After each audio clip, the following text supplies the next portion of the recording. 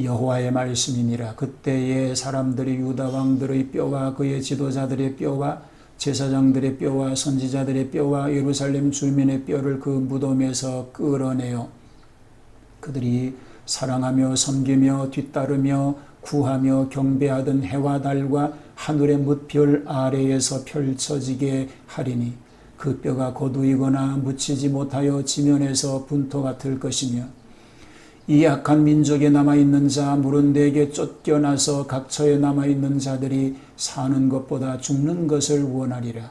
만군의 여호와의 말씀이니라. 너는 또 그들에게 말하기를 여호와의 말씀에 사람이 엎드러지면 어찌 일어나지 아니하겠으며 사람이 떠나갔으면 어찌 돌아오지 아니하겠느냐. 이 예루살렘 백성이 항상 나를 떠나 물러가면 어찌함이냐. 그들이 거짓을 고집하고 돌아오기를 거절하도다. 내가 귀를 기울여 들은즉 그들이 정직을 말하지 아니하며 그들의 악을 뉘우쳐서 내가 행한 것이 무엇인고 말하는 자가 없고 전쟁터로 향하여 달리는 말같이 각각 그 길로 행하도다. 공중의 학은 그 정한 시기를 알고 산 비둘기와 제비와 두루미는 그들이 올 때를 지키거늘 내 백성은 여호와의 규례를 알지 못하도다. 너희가 어찌 우리는 지혜가 있고 우리에게는 여호와의 율법이 있다 말하겠느냐. 참으로 서기관의 거짓의 붓이 거짓되게 하였나니 지혜롭다 하는 자들은 부끄러움을 당하며 두려워 떨다가 잡히리라. 보라 그들이 여호와의 말을 버렸으니 그들에게 무슨 지혜가 있으랴. 그러므로 내가 그들의 아내를 타인에게 주겠고 그들의 밭을 그 차지할 자들에게 주리니 그들은 가장 작은 자로부터 큰 자까지 다 욕심내며 선지자로부터 제사장까지 다 거짓을 행함이라. 그들이 딸 내 백성의 상처를 가볍게 여기면서 말하기를 평강하다 평강하다 하나 평강이 없도다. 그들이 가증한 일을 행할 때에 부끄러워하겠느냐. 아니라 조금 더 부끄러워하지 않을 뿐 아니라 얼굴도 붉어지지 아니하였느니라. 그러므로 그들이 엎드러질 자와 함께 엎드러질 것이라. 내가 그들을 벌할 때에 그들이 거꾸러지리라. 여호와의 말씀이니라. 여호와의 말씀이니라. 내가 그들을 진멸하리니 포도나무에 포도가 없을 것이며 무화과 나무에 무화과가 없을 것이며 그 잎사귀가 마를 것이라. 내가 그들에게 준 것이 없어지리라 하셨나니 우리가 어찌 가만히 앉았으랴. 모일지어다. 우리가 견고한 성읍들로 들어가서 거기에서 멸망하자. 우리가 여호와께 범죄하였으므로 우리 하나님 여호와께서 우리를 멸하시며 우리에게 독한 물을 마시게 하심이니라. 우리가 평강을 바라나 좋은 것이 없으며 고침을 입을 때를 바라나 놀라움 뿐이로다. 그 말에 부르짖음이 단에서부터 들리고 그 준마들이 우는 소리에 온 땅이 진동하며 그들이 이르러 이 땅과 그 소유와 성읍과 그 중에 주민을 삼켰도다. 여호와의 말씀이니라. 내가 술법으로도 제어할 수 없는 뱀과 독사를 너희 가운데 보내리니 그것들이 너희를 물리라 하시도다. 슬프다 나의 근심이여 어떻게 위로를 받을 수 있을까. 내 마음이 병들었도다.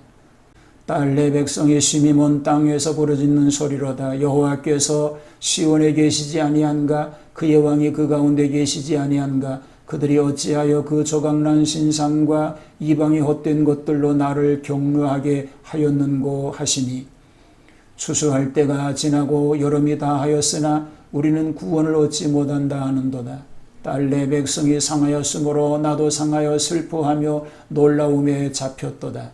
길르앗에는 유황이 있지 아니한가. 그곳에는 의사가 있지 아니한가. 딸 내 백성이 치료를 받지 못하면 어찌 됨인고.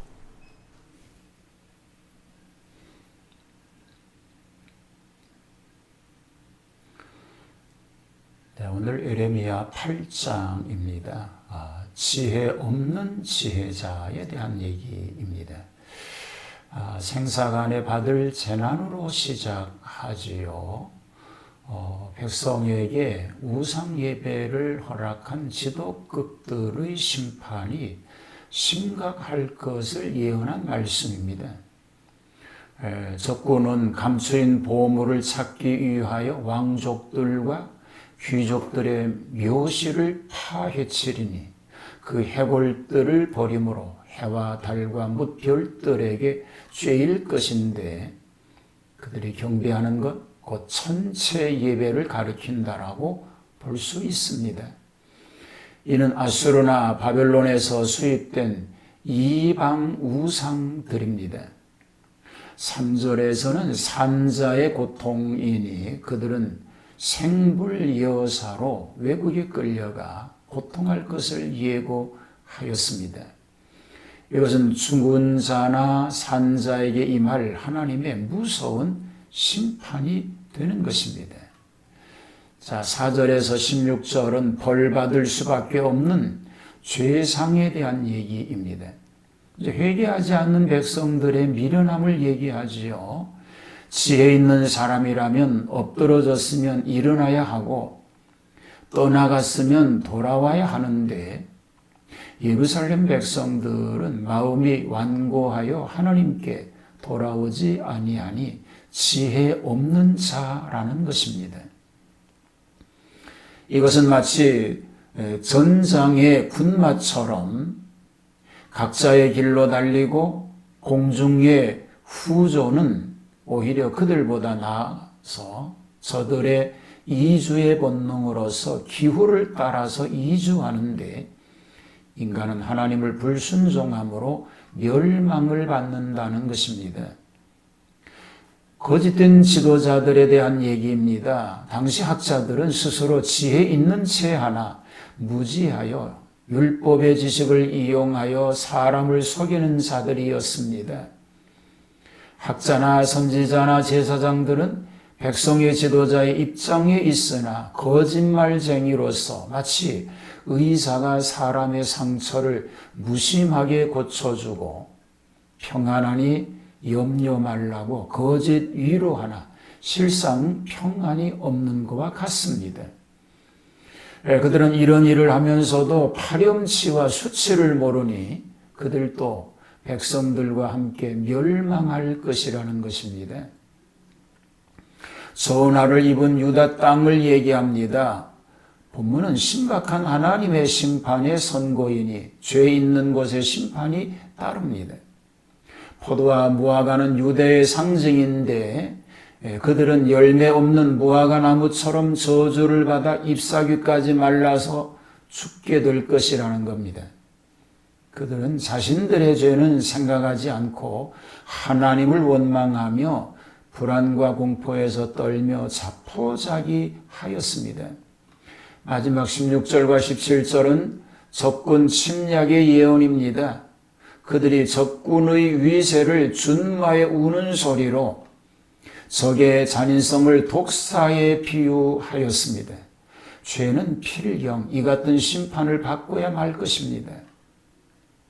환난을 당하는 성도들은 자기의 죄악이니 환난처럼 그렇게 심독하였다는 것을 생각하고 회개하여야 합니다. 그렇게 되게 하려는 것이 하나님께서 환난을 보내시는 목적이기 때문에 그렇습니다. 선지자의 탄식의 얘기가 18절로 22절에 소개가 됩니다. 절망 상태에 빠진 백성들에 대하여 선지자 예레미야의 비장한 탄식입니다. 저는 조국의 멸망과 동포의 포로를 예상하고 슬퍼하였습니다. 백성들이 적지에서 부르짖기를 하나님이 시온과 우리 가운데 계시지 않으므로 이 같은 고통을 당한다고 하였는데 그 일에 대하여 하나님은 대답하시기를 너희가 당한 바 심판은 우상 숭배에 대한 징벌이라고 말씀하시는 것입니다. 추수할 때가 지나가고 여름이 다 하였으나 우리는 구원받지 못한다고 합니다. 딸 같은 백성이 상하였으므로 나도 상한다고 슬퍼하고 놀라움에 잡혔다고 하였습니다. 백성들을 병자에 비유하고 구원의 길이 없겠느냐고 물음에 대하여 의사가 없는 것은 아니로되 백성의 불순종이 그들로 하여금 상처를 입게 했다고 하는 뜻을 말하고 있는 것입니다. 우리는 되어지는 상황 속에서 하나님의 뜻을 바로 분별할 수 있는 그런 삶, 이런 삶이 우리 삶 가운데 넘치게 되어야 합니다. 그래서 주님이 원하시는 원래의 뜻이 무엇인가를 깨닫는 지혜, 이런 참된 지혜자로 살아갈 수 있게 되기를 주님의 이름으로 축복합니다.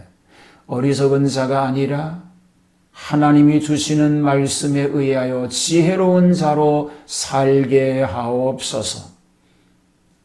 하나님이 하시는 모든 일들 속에서 하나님의 섭리가 무엇인가를 깨닫는 지혜를 허락하여 주시고, 어리석은 자로 살지 않고 지혜로운 자로 살게 하여 주옵소서.